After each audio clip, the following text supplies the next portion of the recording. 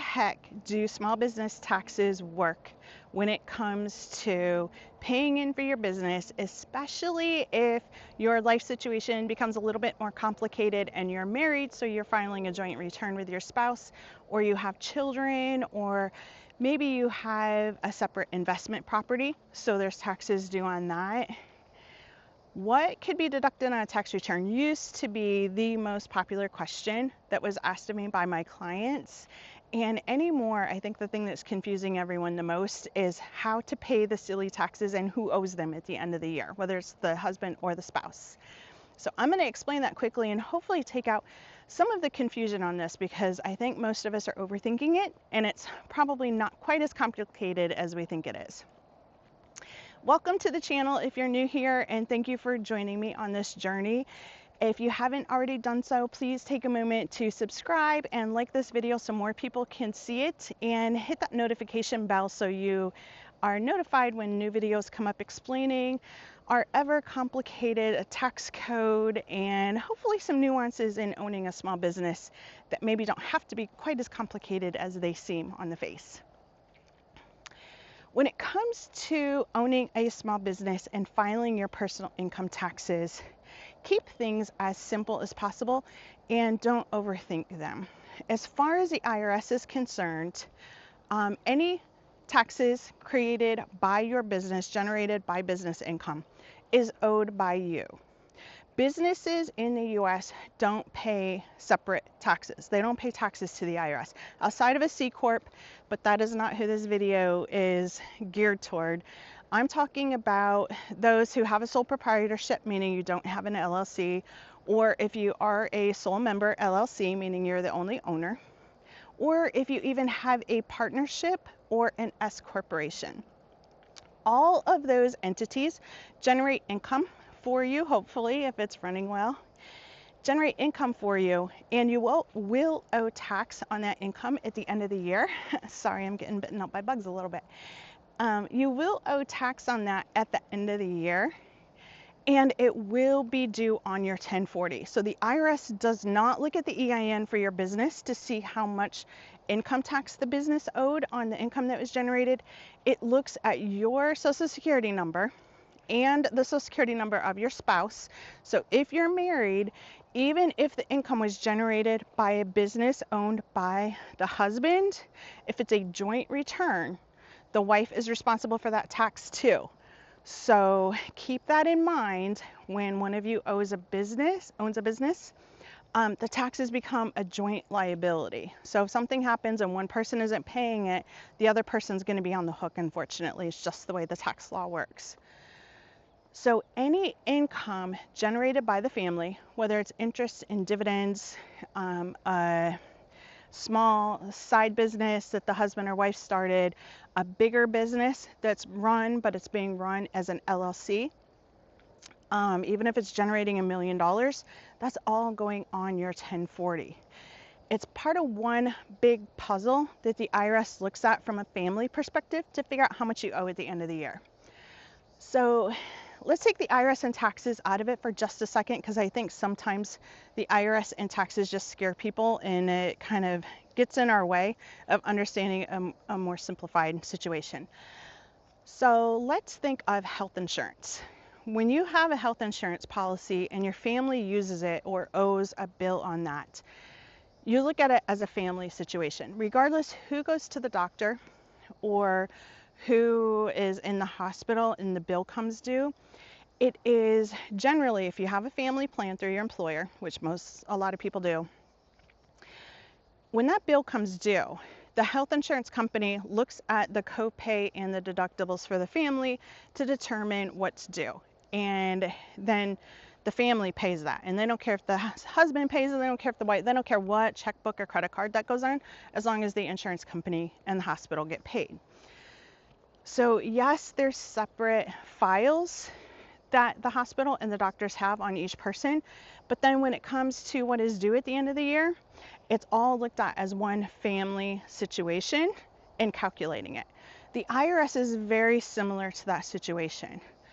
Any income generated by the husband and wife is due on a joint tax return, unless you're filing separately, but that is a discussion to have with your CPA, because that can often cost more in tax. If you're filing a joint return, any income that you have is due on a joint return, and it's all just added together. It's all thrown in one pot, added together on your 1040 to determine how much tax you owe. So then when it comes the end of the year, the IRS on the front, if you look at page 1 of your 1040, that's just listing all of your income. It starts with your wages. How much wages did the wife have? How much wages did the husband have from various W2s?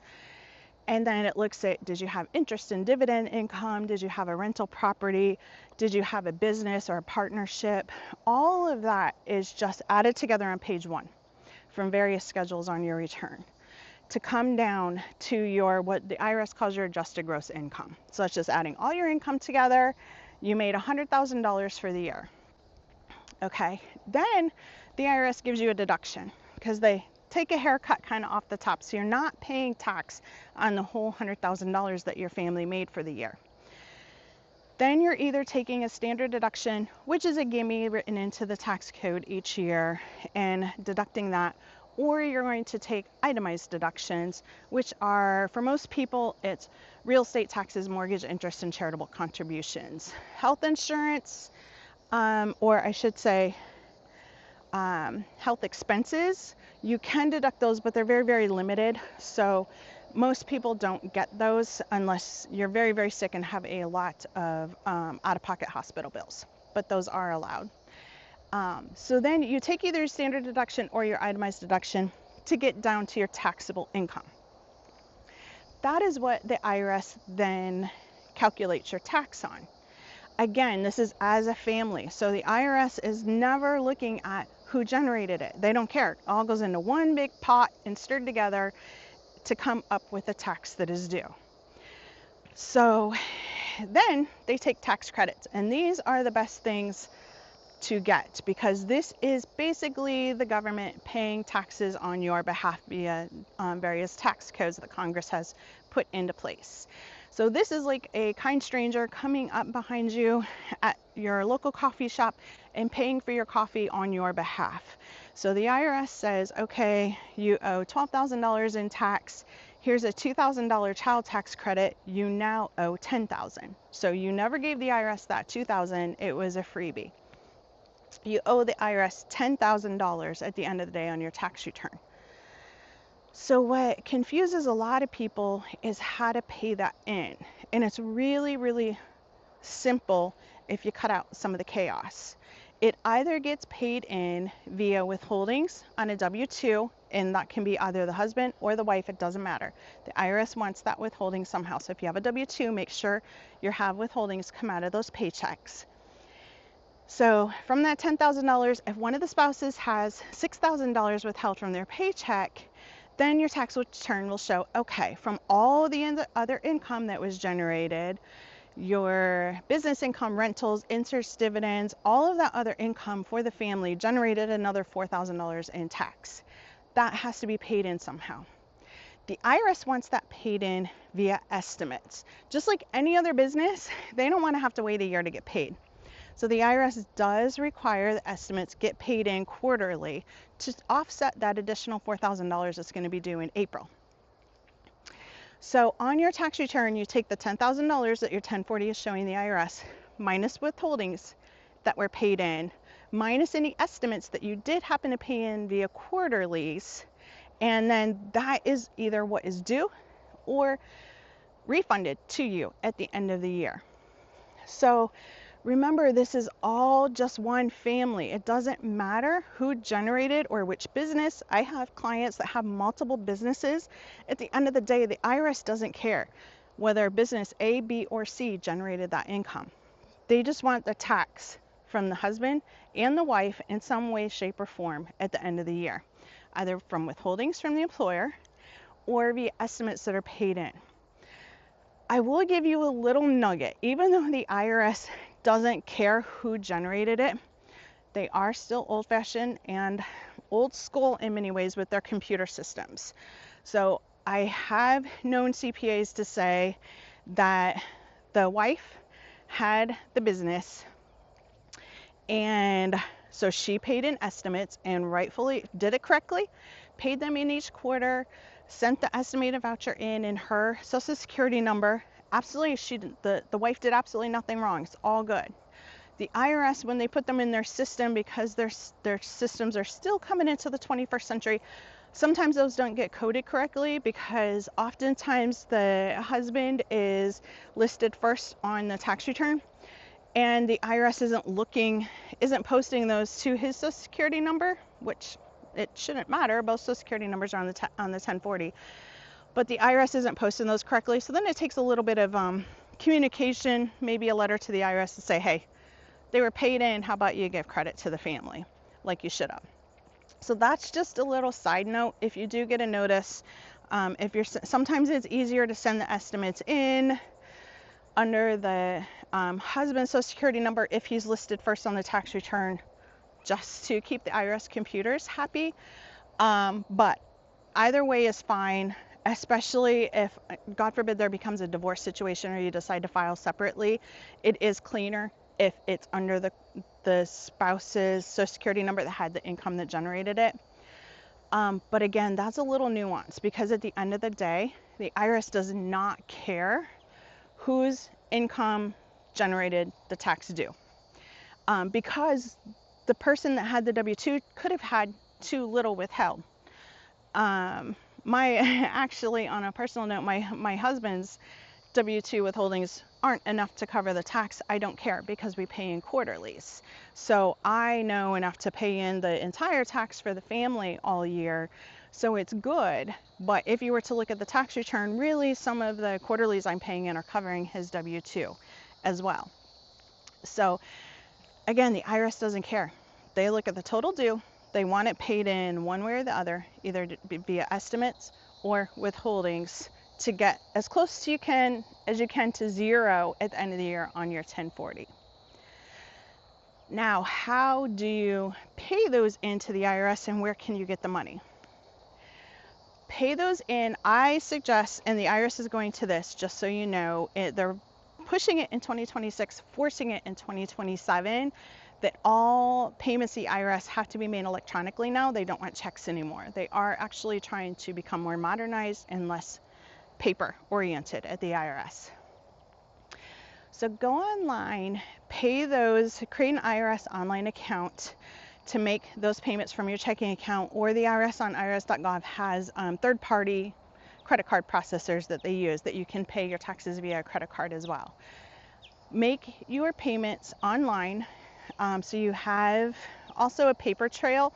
It's better that anymore than sending a check to the IRS and having them never get it and wondering where it's hiding on somebody's desk or in some bin somewhere. So pay those online. Make sure you indicate the social security number. I would put both spouse social security numbers on any payments, just so they know, if you can. And make sure it's coded to the right year. Sometimes that's a problem too. So if you're paying estimates for this year, make sure it's coded to 2026 in whatever quarter you're in, so it gets applied correctly in their computer system. And then if it's generated by a business, the one thing I will tell clients is it's okay to take the cash out of the business to pay those estimates if it's generated by the business. It's just a distribution one way or the other. So it's just how you look at it. You can either take home a $5,000 distribution from the business for the year, or for the month, sorry. Hopefully you're taking more than $5,000 per year. If you take home a $5,000 distribution for the month, then take $1,000 of that and pay that in as an estimate, or set it aside in a savings account as an estimate. Or you can take $4,000 home to pay for personal expenses and use at home, and then you can take another $1,000 separately and pay that directly to the IRS from the business bank account. Either way, on your business records, that's going to be coded as a distribution to you. So it's really 6 of one, half dozen of the other. Okay, it's personal money you're taking home to pay a personal bill, just like you would pay for your kids' soccer, piano lessons. Your taxes, because they're taxes you owe and not taxes the business owes, those are a personal bill at the end of the year. And I think that's what's a little bit confusing, because people see their business generating the income and see that the business owes the tax, but really that's never the case. It's you owe the tax to the IRS. So the cleanest way is to take home the $5,000 distribution, set aside $1,000 into a savings account, and then pay that in quarterly. Or again, take home $4,000 and then pay an estimate directly to the IRS of the $1,000, and then code that as a draw and make sure your accountant knows that, so you get credit for that on your 1040 and it matches what the IRS has at the end of the year. So it really is just, I think the missing piece of the puzzle for most people is just understanding that you owe the taxes, number one, not the business. The IRS is not matching up EINs when they're looking to see what business owed the tax or anything else. They're looking at your social security number or your spouse's social security number. And number two, it's a joint liability. It's you and your spouse owe the tax. So understand that if, God forbid, there becomes a divorce situation or a death, one of the spouses dies, if it's a joint return, both of you owe it. If the IRS can't get it from one spouse, they will go after the other spouse to get it, and then it's your responsibility to pay that in, or to go after the spouse in a divorce court to make sure that they're paying their share. But the IRS, it's just contract law. With any contract, it's a joint liability, so the IRS can go after either of you to get it. But hopefully that clarifies things a little bit. Just it's your tax. Pay it from whatever funds you have at home to get it, to pay it into, but it's not a business liability. Unlike, the only taxes that businesses in the US pay are like payroll taxes and sales taxes and real estate taxes if they have a rental property or own a business or something. But income taxes in the US, again, unless you're a C corporation, which is not what I'm referring to in this video, if you are a small business, then that is your responsibility to pay, and it's all recorded under your social security number. So I hope this helps a little bit. If you guys have any questions, put those down in the comments. I will be more than happy to try to answer those a little bit if you need a little bit more clarification. Otherwise, I hope to see you in the next video on this journey.